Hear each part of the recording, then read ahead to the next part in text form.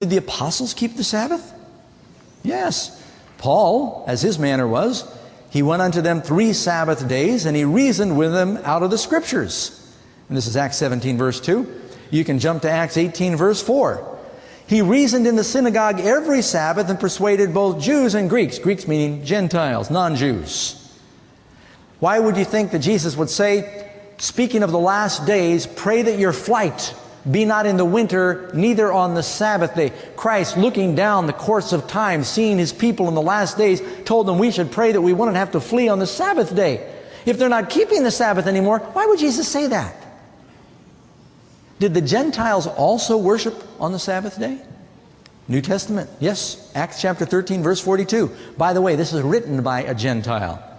And when the Jews were gone out of the synagogue, the Gentiles besought these words might be preached to them the next Sabbath day. That's still the 7th day of the week, not Sunday. And it goes on to say in Mark chapter 2, verse 27, and he said unto them, the Sabbath was made for man, and not man for the Sabbath. The Sabbath is meant to be a blessing for mankind. Now, one of the big struggles Jesus had during His earthly ministry is the religious leaders at His time had become very legalistic about the Sabbath. Disciples are walking through the field, they're hungry, they pick some grain out of the field and they're eating it, and the Pharisee said, you're harvesting on the Sabbath day, you're carrying a burden. I mean, they had all these man-made laws, and Christ did have to contend with that. But never ever does Jesus say, Sabbath doesn't matter anymore. Matter of fact, it was so important to Christ, and His disciples understood this, that after He had died on the cross, they did not even finish embalming His body because the Sabbath had come. They waited until after the Sabbath and came back. Matter of fact, Christ said, think not that I have come to destroy the law. Don't think that. Isaiah chapter 56, is it also for the Gentiles? A prophecy in the Old Testament. Also the sons of the stranger that join themselves to the Lord to serve Him and to love the name of the Lord and to be His servants.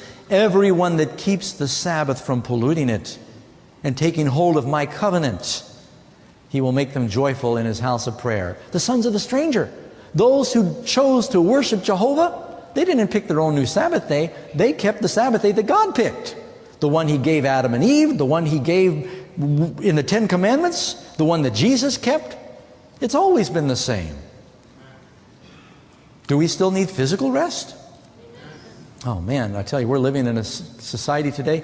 There is a whole litany of diseases now that have been connected with stress and fatigue, ranging from heart disease, high blood pressure, ulcers. One of the top-selling medications in North America deals with ulcers. Sleep aids. People are stressed and they don't sleep. A lot of it is because people have forgotten about God's time of rest. And He blessed the day. You know, it said right there in the commandment, I've sanctified it. I've blessed it. I've made it holy. God even rested that day, and we're made in His image. If God rested that day, are we better than Him? And so it is important to the Lord. It's important for our health. Was the Sabbath changed to Sunday at Christ's resurrection? How many of you have heard that before? You don't find that anywhere in the Bible. Matter of fact, if we read in the Bible, Luke chapter 23, verse 54, I'll read all the way through Luke chapter 24, verse 1.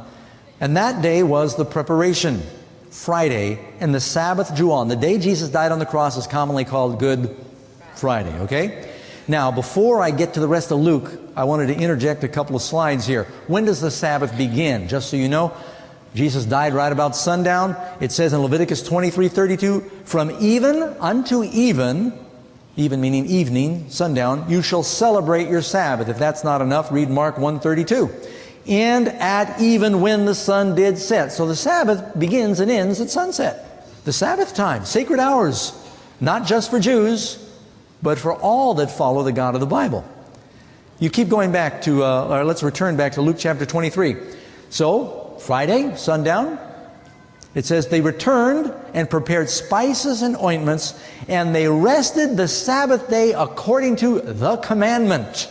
Now, this is the Gospel of Luke. Is Luke a Jew or a Gentile? What a good opportunity Luke missed to say they rested according to the Jewish Sabbath, the Jewish law. He doesn't. He says the commandment, as though there's no question about it. Stay tuned. Pastor Doug will be right back with this week's special free offer. God has something in His law that talks to us about worship. Do we need a day of worship? How can you say you're going to keep the spirit of the law and ignore the letter? The letter is the foundation for the spirit. The devil wants our worship. God wants our worship. We must choose. Amazing Facts Ministry has been broadcasting the gospel since 1966, when it aired its first radio program in Baltimore, Maryland. Elder Joe Cruz was the speaker-director for more than 30 years. At that time, no one dreamed that Amazing Facts would become a multifaceted, worldwide ministry. The heartbeat of the gospel, pulsating from this ministry, is heard today on radio, television, the internet, the Correspondence Bible School, the publishing ministry, and local and worldwide evangelism.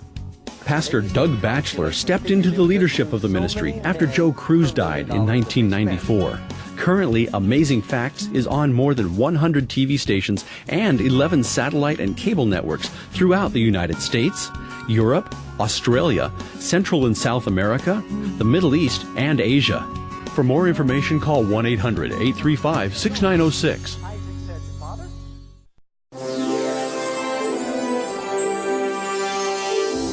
Hi friends, I expect that some of you might find it shocking that most modern churches have totally discarded or distorted the fourth commandment, and they've replaced it with man-made traditions.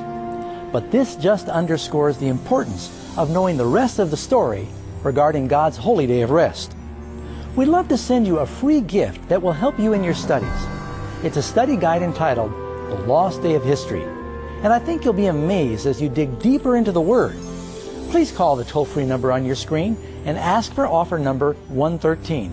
Or if you prefer, you can simply write to us at Amazing Facts, offer number 113, P.O. Box 1058, Roseville, California, 95678. Well, that's all the time we have for this edition of Amazing Facts Presents.